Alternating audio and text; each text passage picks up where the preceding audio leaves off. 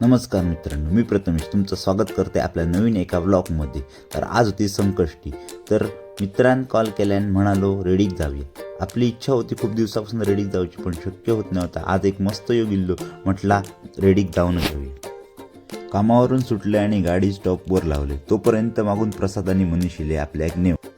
तर आज आपल्यासोबत होते मनीष आणि त्याचा ड्रायव्हिंग एकदमच प्रो असो प्रसाद. त्यानंतर आपलं चालू झालो प्रवास. गजाली करत करत आपण येऊन पोचलो वेंगुर्ल्यात. आज होतो उपवास.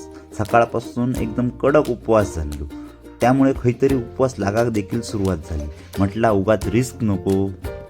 इलो कोल्ड्रिंक्समध्ये आणि काकांका सांगितला उपवासाचा कॉकटेल बनवा. कॉकटेल खाताना मनात इलेला आधी पोटोबा मग विटोबा.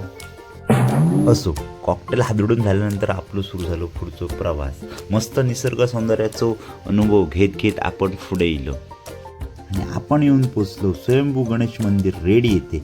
इथे इलो तर जाम गर्दी होती, कारण आज होती वर्षाची पहिली अंगारकी संकष्टी.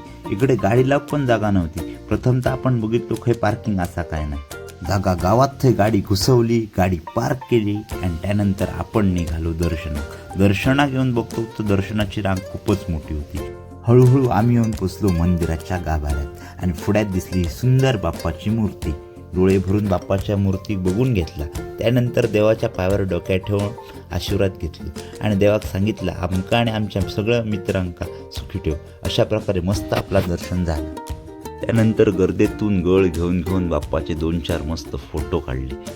थोडा वेळ मस्त बसलो, मन प्रसन्न झाला आणि त्यानंतर निघालो आम्ही परतीच्या प्रवासात. जाता जाता म्हटलं आता शिरोडा बीचवर पण जाऊन येऊया. मग गेलो आपण शिरोडा बीचवर इलो तर सूर्यास्त होत होतो, त्यामुळे वातावरण अजूनच भारी दिसत होता. मग ह्या वातावरणात मग निसर्गाचे आणि त्यानंतर आमचे फोटो काढलो आणि आम्ही निघालो घरी जा. तर असं होतो आपलं आजचं ब्लॉग. नवीन ब्लॉग बघूसाठी आपल्या पेज